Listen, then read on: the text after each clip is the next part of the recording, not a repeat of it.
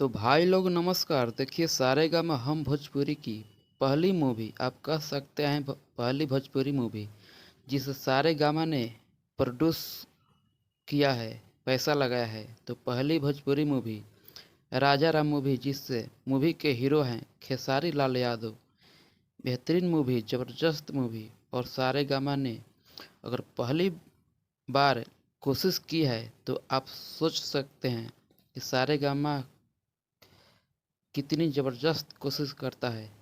अपने गाना में देख चुके हैं। तो राजा राम मूवी का फर्स्ट लुक उसे 4 तारीख को यानी कल वह लंच किया जाएगा, कल दोपहर 12 बजे से 3 बजे तक। इसके लिए भाई साहब लॉन्चिंग पार्टी रखी गई है। वहाँ पर आप सबको इनवाइट किया गया है। इसीलिए यह वाला आप जो पोस्टर देख रहे हैं, इसको पोस्ट किया गया है। यहाँ पर ऊपर में लिखा हुआ है कि invite you to the poster launch of Bhojpuri film Raja Ram.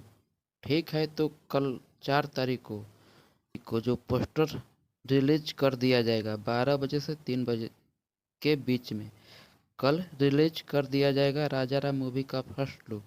का भाई छोटू यादव, आप सभी का थैंक यू।